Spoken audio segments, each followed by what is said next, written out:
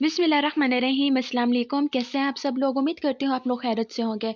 अल्लाह ताला हमेशा आप लोगों को हंसता मुस्कुराता खुश और आबाद रखे।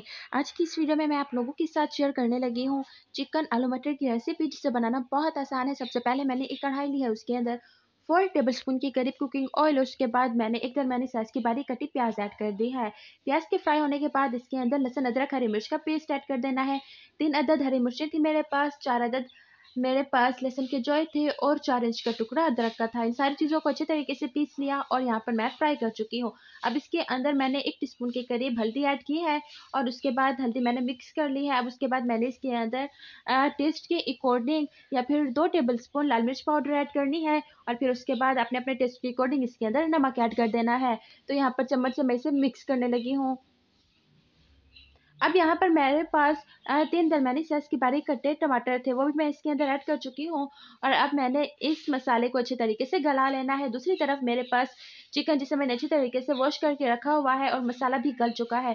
तो अब मैंने इस चिकन को इस मसाले के अंदर ऐड कर दिया है और अब मैंने इस चिकन की अच्छे तरीके से भुनाई कर लेनी है। सबसे पहले मैंने चिकन को अच्छी तरीके से मिक्स करना है।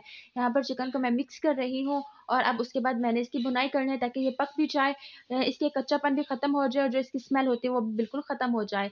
तो यहाँ पर अब इसकी भुनाई करूंगी और थोड़ी देर के लिए मैं इसे कवर करके रख दूंगी। तो अब यहाँ पर ये जब हाफ फ्राई हो चुकी है तो मैंने इसके अंदर मटर और आलू, जिन्हें मैंने पहले से ही धो के रखा हुआ था, ऐड कर दिए हैं। अब मैंने इन सारी चीज़ों को, चिकन आलू मटर, इन तीनों चीज़ों को एक साथ भून लेना है ताकि आलू और मटर भी गल जाए और चिकन भी अच्छे तरीके से पक जाए। तो मैंने इन तीनों चीज़ों को अच्छे तरीके से पका लेना है। सो गाइस, यहाँ पर देखें कि आलू और जो मटर हैं वो अच्छे तरीके से गल चुके हैं और पक चुके हैं।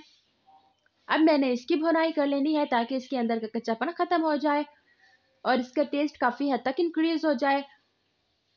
अगर आप इसके अंदर दही ऐड करना चाहें तो आपने इस टाइम पर इसके अंदर दही ऐड कर लेनी है। अब मैंने इसे अच्छी तरीके से भून लेना है। गाइस, अगर आप लोगों ने अभी तक चैनल को सब्सक्राइब नहीं किया तो प्लीज़ चैनल को सब्सक्राइब कर दें ताकि हर नई आने वाली वीडियो का नोटिफिकेशन सबसे पहले आप लोगों को मिलता रहे। तो फाइनली ये जो चिकन है बिल्कुल पक के तैयार हो चुकी है और इसका लुक देखिए कितना खूबसूरत है। आप भी इसे इसी तरीके से ट्राई कीजिएगा, आपके घर में सबको बहुत ज़्यादा पसंद आएगी। अगर वीडियो पसंद आई हो तो वीडियो को लाइक कर दें, चैनल को सब्सक्राइब कर दें, फ्रेंड्स के साथ शेयर कर दें।